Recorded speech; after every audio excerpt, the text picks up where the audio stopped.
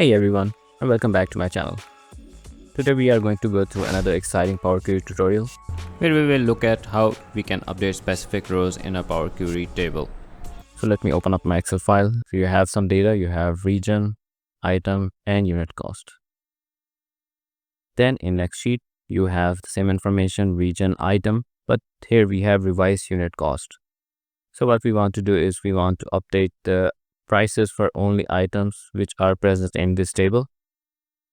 For example, for Central and Pen, we want to update the price from $19.99 to $25. And similarly for East Pen set, we want from $15.99 to $16.50. All right, so as a first step, let's make sure we have our tables renamed. So let's go to here and we have prices DB and then we have updated prices. So let's bring both to Power Query. Do that by using Data tab. Click on From Table/Range. And this pulls up your Power Query editor. All right, so let's bring in the other one as well. So duplicate of this query.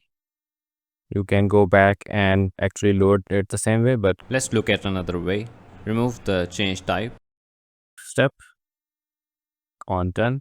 And this will now show you the list of tables that are available in this worksheet. So we want is updated prices. As soon as you click on it, it will navigate to that table and add it here. So let's rename it. So we call it revise prices. All right, so now what you want to do is you want to merge and create a new query. So we'll say merge queries as new. You can use the merge queries option as well without creating a new query, but it's always a good idea to keep things separate, and that way these are easily maintainable. So let's select the first table, that should be prices DB, and then second table is revised prices. Now what we want to do is we want to merge on two columns. So we want to merge on region, item. Similarly in this table, again region and item. You want to keep the join kind as left outer, which is fine. Left outer picks up the first table, finds the item that it needs to match, looks up in second table, that is right table, and then brings back to the left table. It says here as well, all from the first, matching from second. Select the two columns. So using control key, let's select one column and then holding the control key and select the second column, and you will see this small 1 and 2. That means that this is going to merge on two columns. Similarly on this table, keep the control key selected and these two columns, and it is saying the selection matches 5 of 13 rows from the first table, which is fine because we are not updating the prices for all of the values. Click on OK. You have your new query created. Let's rename it. You can even create a new group. So move these to new groups. So we can call these staging queries because we bring the data. And we can move this to staging queries as well.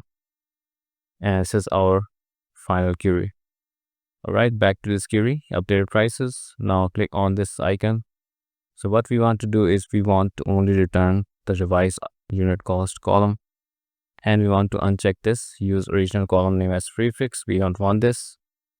Click on OK. You have revised unit cost that is being returned. Keep in mind that for all those rows where the price was not revised, we have a null value here. Now what you want to do is we only want to update the unit cost for rows where we have these values. So for example, here we have value 25. So we want this value to be replaced with 25. For this row where there is null, we will take the original unit cost and we will not change anything. So let's add a new column. You can use either a custom column or a conditional column. So let's first try to use a conditional column. Here we will select if revised unit cost equals, and here we'll say null. So if revised unit cost is null, then we pick the unit cost.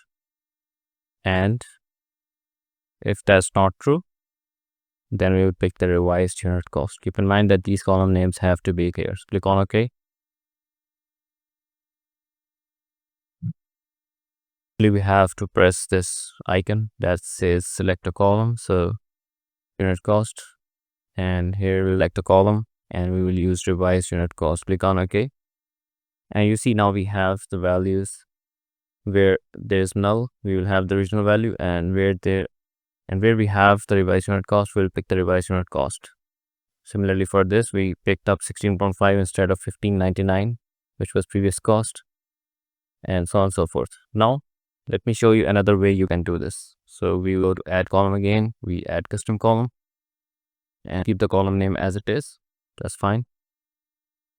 All right, now we will type a manual if else. So we say if unit cost, if revised unit cost equals null, then keep in mind that this is case sensitive, so it all if then else has to be in small case. So if revised unit cost is null, then we pick else, we pick revised unit cost. Okay, and these two columns should have the same result.